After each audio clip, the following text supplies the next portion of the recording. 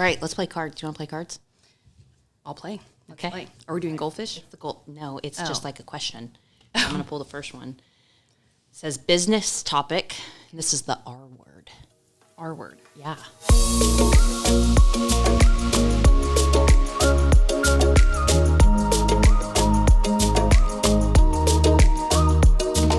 It says, how do you win in a recession?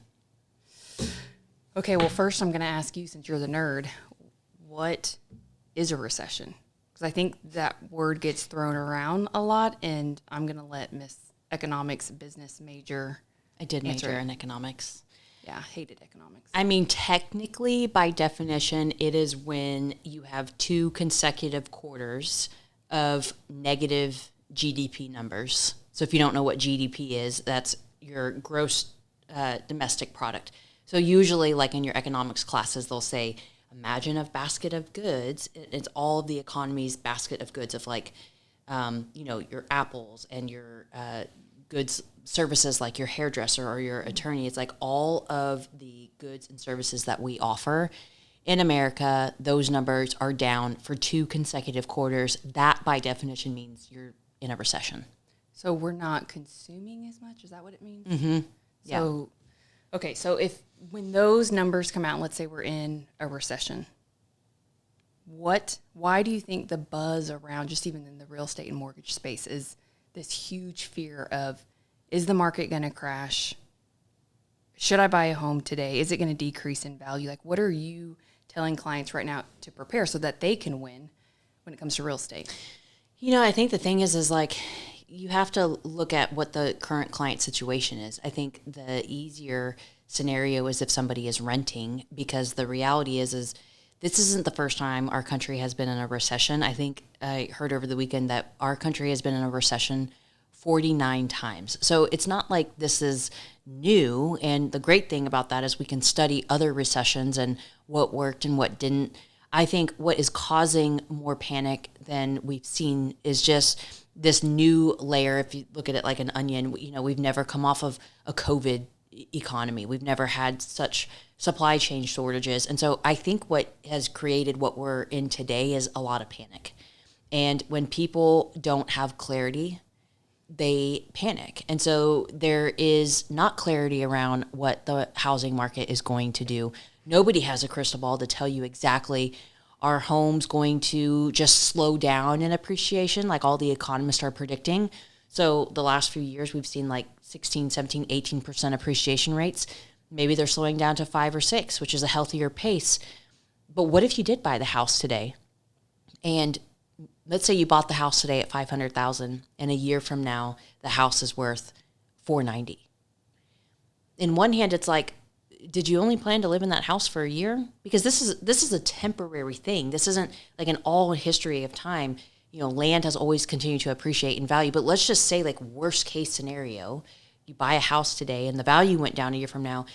Real estate is not a short-term investment unless you're like actually intending it to be and you're flipping properties, and that's a different story. But typically you plan to be in a home for 4, 5, 6, 7 years. So if you have one down year, just like when you think of the stock market, when you have one down year, and when we look at the last like amazing run that we just had, it's okay. You're not in this for the short run. Real estate is never, if this is a house you plan to live in, it's never normally a short-term thing. So if you're renting, why would you wait? Because the $2,000 a month rent payment that you're making goes nowhere. At least you can get into a home. It might not be the home that you want. It might not have the perfect floors, but at least you're getting into the home, and that house will appreciate, which is better than throwing money away in rent. So I don't think anybody knows exactly where the market's going, but I don't think that there needs to be a bunch of panic and chaos.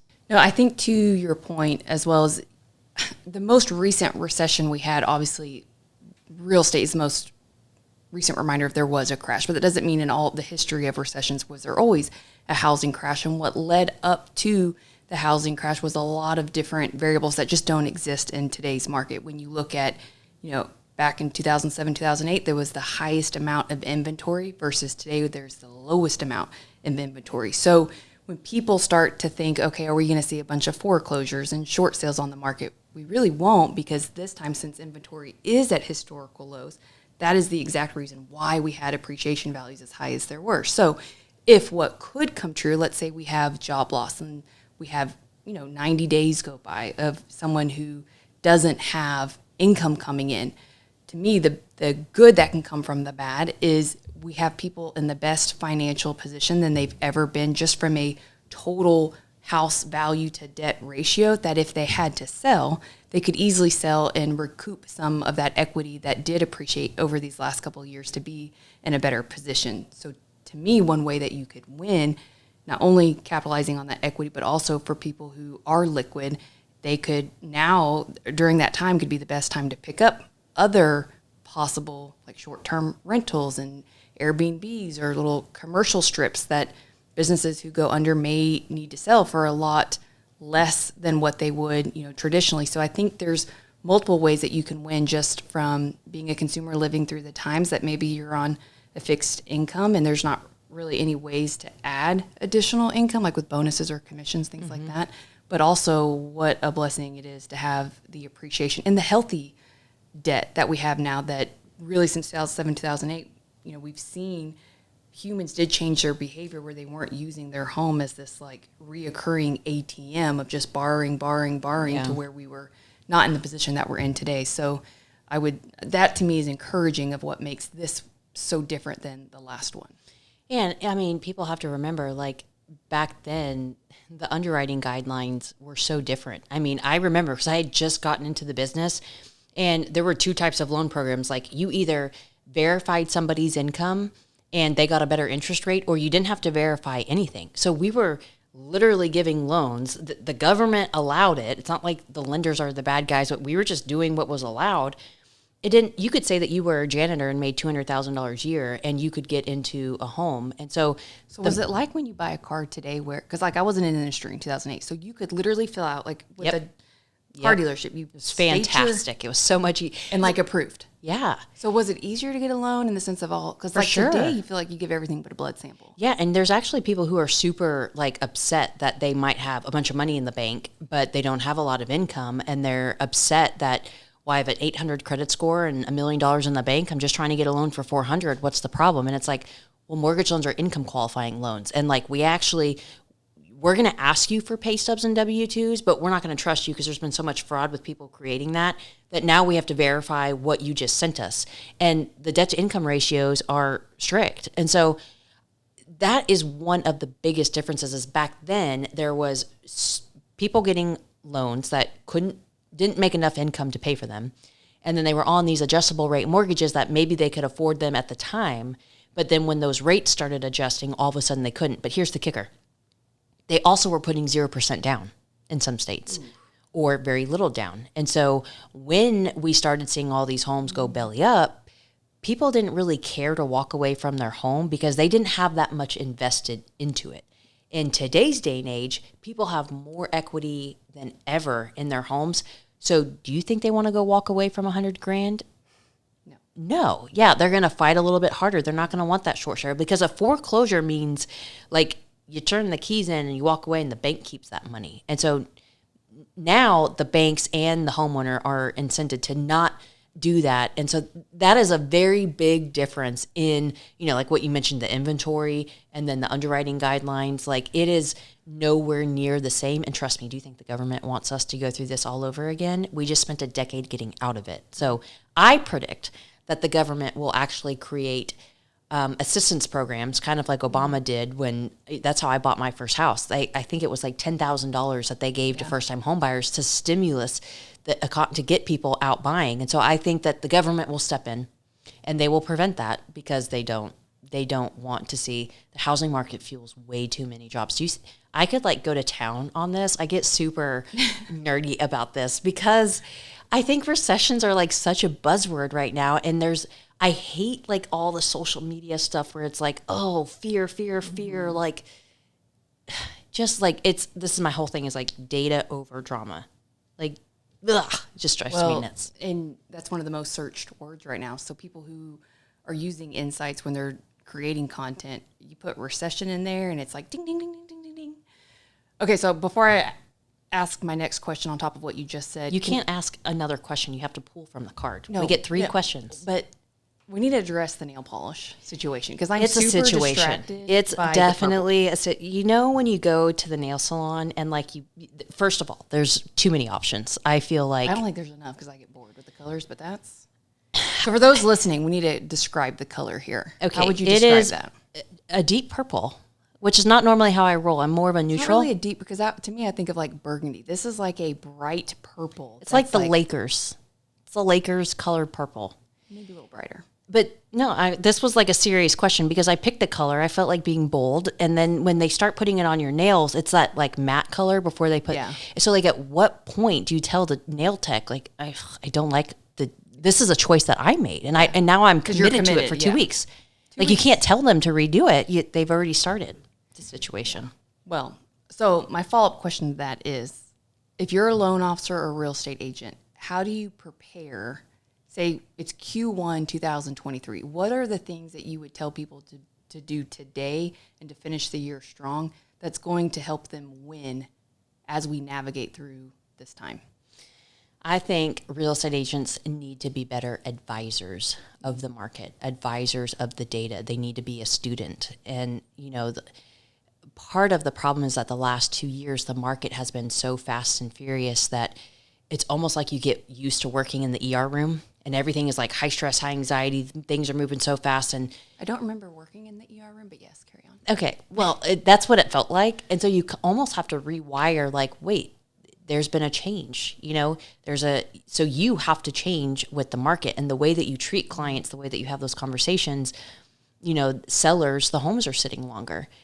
Well, their neighbor or their buddy might have sold their house in one weekend. And so as a real estate agent, you need to know your numbers, like average days on market, how many homes, how many new home listings are there, how many price reductions are there. Like if you can't spit your stats out, because the more prepared you make your client, whether it's a seller or a buyer, guess what? The less chaos they're going to have. And so to create the calm in the chaos, you got to know your numbers and your data. Because what I have found is data and numbers create a logical conversation versus an emotional, it's hard to be reasonable sometimes when people are emotionally charged. So just bring it back to the numbers and be a true advisor and be honest. Not everybody should maybe sell and buy. Like if you're selling right now, why? Is it because you're bored or is there a need? And if they shouldn't sell, tell them that.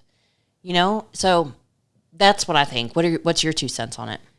I think also, and this could be applied for both loan officers or real estate agents, it's database management and reputation management. There's reputation management in the sense of obviously social media. To me, that's the easiest way to consistently create valuable content that creates influence and trust over time. And that is by being the educator. And there's multiple different forms of content. That'll be another podcast episode.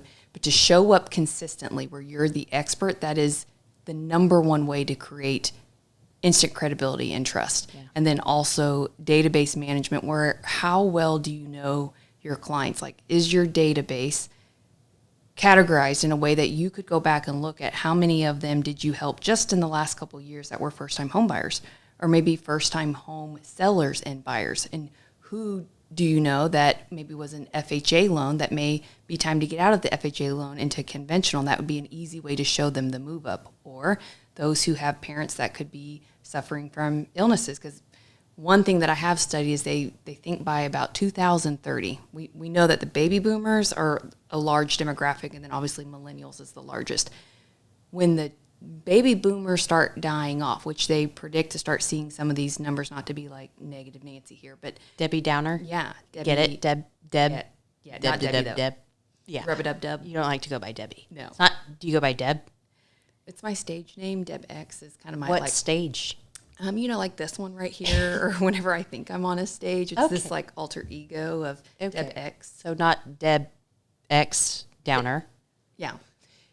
So when these baby boomers start dying off, that's naturally going to create more inventory. So what are you doing today and looking ahead, not just in the right now, which so many businesses will address the pains of today without, looking for the icebergs straight ahead. So yeah.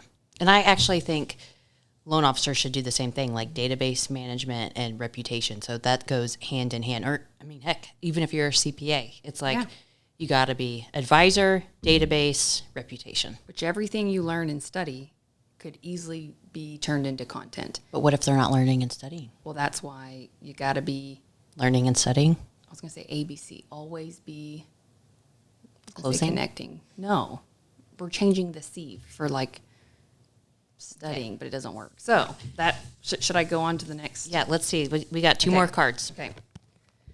This is titled personal. So this is a personal question. Ooh. Have you two ever played tricks on boyfriends? So I'm going to let you answer that first. Do you have a side boyfriend that I don't know about? Like, this mean like in high I don't know if school? they even know about it, but yeah, this would be in the past. Did y'all ever play tricks on your boyfriends? I don't think we would ever play tricks, but I do remember like back in the day when text messaging wasn't even around, like if a guy called and I didn't want to answer them or I didn't want to talk to them, but I answered the phone, they'd be like, is Denise there? And I would just be like, oh no, this is Deborah. She's out to lunch. And they wouldn't know because we sounded so much alike. So I don't know. Do you remember playing any tricks? No, but there was one boy that did make it, the very first one, who was the only one that dated both of us, sort of, if you count 5th grade and middle school. Ooh, you remember this one? Yeah, I do. We can say his name. We just won't say his last name. Okay, so Josh was his name. The blonde hair, blue-eyed, new guy in school. That caused like a major rift between us. Like you were. I mean, I all I know is I won that battle, so I don't know if it was a big rift. I don't. Should we call Josh and find out? I think we should call. Yeah. Call him. No. Oh, I don't think we play. He was a client of yours. Yeah, or is he a was. client of yours. So, and I still keep in touch with his mom. But I mean, I thought I was going to marry this man. I had the biggest crush on him, and I think I dated him like 3 different times. I rotated between 3 guys.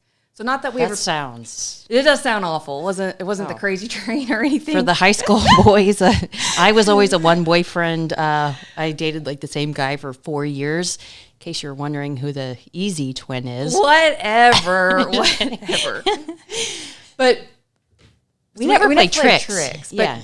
We didn't like switch roles or anything. That's like super you're weird. Kinky. No.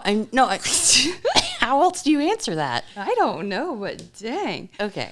So the one boy who kind of dated both of us, what was younger, and then we also dated identical twins, which I think is kind of cool. Yeah. You know, I always wondered like if 2 sets of identical twins. You're getting kinky again. No, I'm not getting kinky. The Byrd is definitely the kinky one. That's why this is funny to me. But like if identical twins married and had kids with the identical twins, like would their babies look identical? Not to bring up the Punnett square, but your chances of the dominant gene and trait, yeah, they would look very similar and they would have the same last name. You didn't change your last name. Oh my gosh, but I didn't they even would think literally about be that. Like, yeah. So that's kind of crazy. Yeah, so like if we both married Joe Smith or like Joe Smith and John Smith, then both of our last names would be Smith and then our kids would look. Isn't that crazy? I feel like we could have done that back in the day and got super rich from it, and we missed that boat. Same with the Full House boat. Yeah. Well, maybe we'll contact those twins in a later life. All right, we got one more card to draw. Okay. This is fun. Oh, this is a game card. Okay. It says, would you rather? Oh. No, just kidding. It says, like, have you ever, and this one says, have you ever had your legs waxed? I don't know who wrote this one in, but you've never had your legs waxed? I've never had anything waxed. I've had laser. You've never had like your eyebrows waxed? See, where were you going there? Like, no, the little tail feather in the back? No. Okay. Have you? So, and what all have you had waxed? That's not for the Nerd and the Bird podcast, but no, I actually recently, for the first time ever, got my legs waxed, just the knee down. So this was the first experience, so you didn't know? First experience here locally because I was going on vacation, and I thought, like, nobody likes to shave their legs on vacation. Like, you get sunburned, and then it hurts, you know? So you get, like, red dots. And yeah. So I was like, I'm just going to, like, wax my legs. Let me tell you, like when you get your eyebrows waxed, they pull the wax and then they like press on your eyebrow. Yeah, and They go in the opposite direction, which hurts. Yeah, but they at least put your finger there, so like the burn sensation goes away. This chick went to town, like put the wax on, tore it off, and then like did it back to back to back. I'm like, this is not. I'd rather just shave my leg. So Like, did you have skin left? It did not feel like I had skin left. And was there a color difference from like if you did from the knee down? Did it? There wasn't, and it actually didn't even work very well. So I'm not giving up entirely, but I did hear now you can do laser treatments for blonde hair. Like when I first did laser treatments, they couldn't do it for blonde hair, and now I think that they can. You've also done laser treatments. Yes, I have. Have you had your armpits waxed? Yes, I have. It wasn't as painful. That was an at-home kit.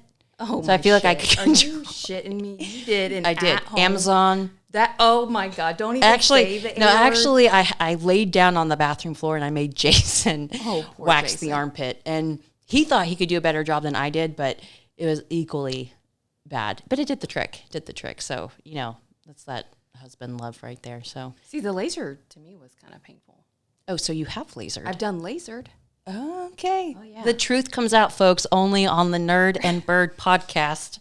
The laser, where'd you get lasered? I did the whole vagina region, and then also my armpits. Oh, did it work? No, because they say you have hair cycles, so you have to go back, and it felt like a rubber band that you like whack, whack, whack. I promise that is better than the leg waxing experience that I had. So, wow, yeah. Oh, that's brutal.